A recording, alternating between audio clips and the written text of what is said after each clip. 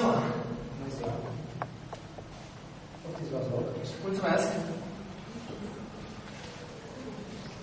Spuneți-mi, vă rog, ce vă pot fi de ajutor? Păi, am văzut la televizor reclama aia cu încurajarea educației în ceea ce privește problemele de sănătate mentală și m-am gândit că vreau să văd care e situația mea la capitolul acesta. V-ați gândit că aveți nevoie de un specialist? Nu, chiar, de fapt, poate. Ei bine, dacă vă interesează o ședință de consultanță, la mine costă 50 de euro pe oră. Îmi imaginez că din moment ce aveți cabinetul acesta, aveți client, deci sunteți priceput, vă pricepeți. Ce anume vă preocupă suficient de mult încât să vă aducă la mine? Păi nu pot să zic că este ceva în mod deosebit care să-mi stârnească atenția. Păi dacă nu este ceva în mod deosebit să vă stârnească atenția, poate că nu vă scoateți în evidență suficient de mult. Nu cred că s-ar putea spune tocmai asta. Ce lucrați? Manipulez marfă. Credeți-mă, se poate spune asta, dar am găsit o problemă. Să mergem mai departe. Eu, deci, locuiesc singur, sunt din alt oraș, nu am familie, am clientă. Nu este nimic la mine, în mod deosebit, care se iasă în evidență și nici nu consider că acest lucru spune ceva care ar putea să fie interpretat drept un complex de inferioritate. Vă gândiți des la complexul de inferioritate? Uite care e treaba, domnule. Nu am un complex de inferioritate.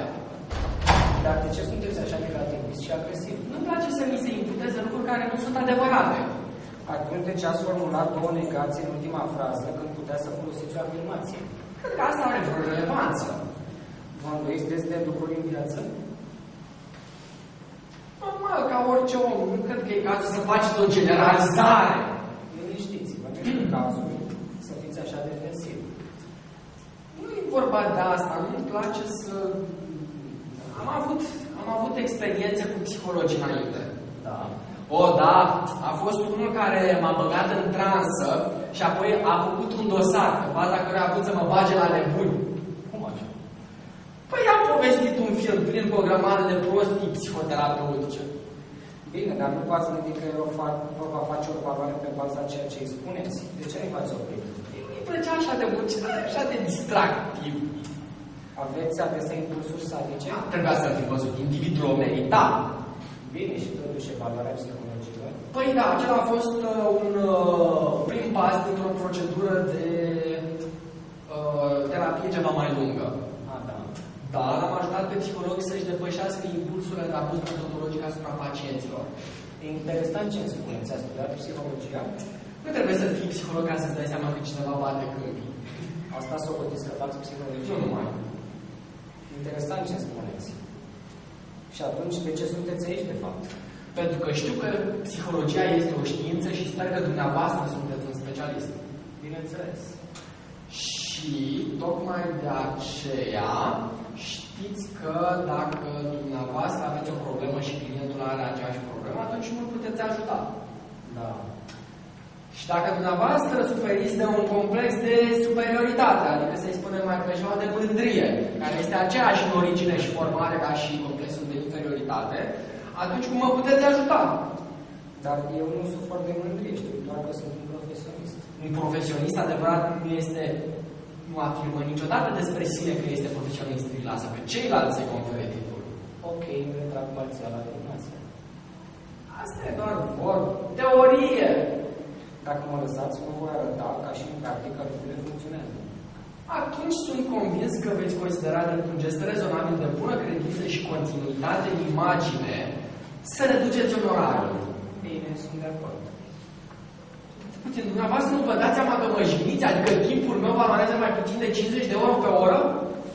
Sunteți manipulator de marfă, nu aveți cum să câștigați mai mult de atât. Deci mai nou consultanții psihologici evaluează clienții și sănătatea lor după cât de mult sunt dispuși să plătească, nu? Uitați, observ că la nivelul intelectual stați foarte bine. Haideți să o luăm pe partea emoțională. De ce? Aveți nevoie de un cobai nou pentru cartea dumneavoastră de experiențe în terapie? Defensivitatea dumneavoastră sugerează mecanisme de apărare formate ca urmare a unor blocaje psihoemoționale apărute ca efect al netratării unor traume pe fundalul unor forme cu tendință patologică. Dacă este eufemismul nou pentru onestate, atunci trebuie să răspund pe da. Ei bine, să fiți degajat și neprovocativ mai bine. Dacă tot vorbim despre mecanisme de apărare, asta aș spune că este o proiecție realizată pe baza unei calibrări ineficiente, catalizată pe fundalul unei lipse totale de ascultare activă. Cu pacienți ca mine.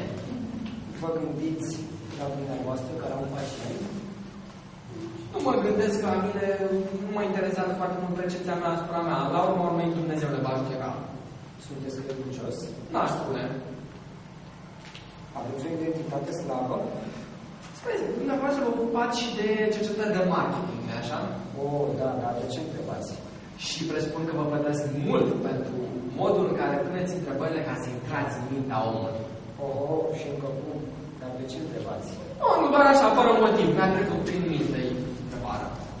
Revenind la dumneavoastră, cum ați caracterizat natura socială pe baza interacțiunilor interumane? Foarte bună, am o grămadă de prieteni. Sunteți siguri?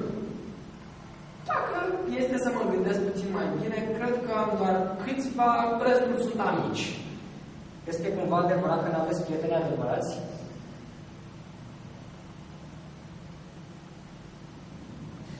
Acum mă întrebați și am dat seama că aveți dreptate. Să fie aceasta o cauză atenției alocării părții raționale? Da, s-ar putea. Aveți cumva predispoziții sau exagerări în acest sens? Nu chiar, doar uneori. Vi s-a întâmplat să aveți insomnii frecvente în timpul studiilor sau tulburări afective pe fond de stres intelectual? Bineînțeles, doar trăim într-un sistem birocratic. Deci puteți spune despre dumneavoastră că aveți manifestări ce ar putea fi etichetate de comunitate de drept tulburări comportamentale? Da, se poate spune asta, da. Povestiți-mi câte ceva despre copilăria dumneavoastră. Mama m-a născut, a fost o bucurie mare în familia noastră, pentru că și mama și tata își doreau de mult un copil.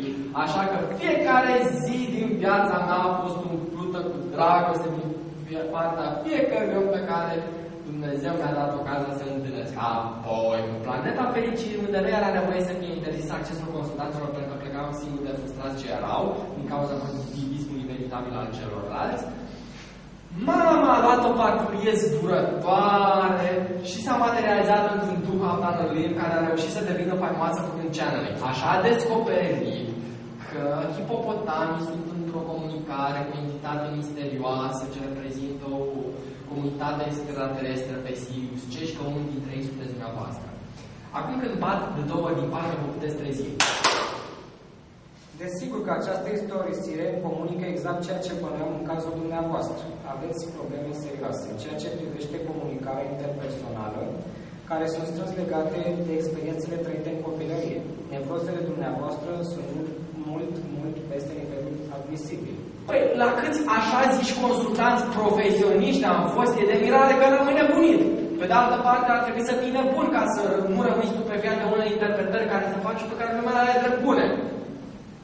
Dumneavoastră proiectați comportamentul dumneavoastră agresiv pe care îl asociați cu identitatea mea profesională, pe care bază fundamentați afirmații pentru care nu am convingerea că sunteți competent. Caracterul agresiv al afirmațiilor dumneavoastră este evident și sunteți un adevărat pericol pentru societate. Mi-e teamă că nu vă pot ajuta. Sunteți de-a dreptul ținut. Consultant! Am să zic ceva pe limba dumitale, așa ca să mă poți înțelege clar. Să-ți bagi psihozele refulate și supracompensate pe care bunica nevropată i-a proiectat pe bază kinestetică reprimate de măta în comportamentul sadic pe care masochistul de tactul a format reacțional în vreme ce te zbâlțâna agresiv un patru în care te-a abuzat sexual când aveai 2 ani.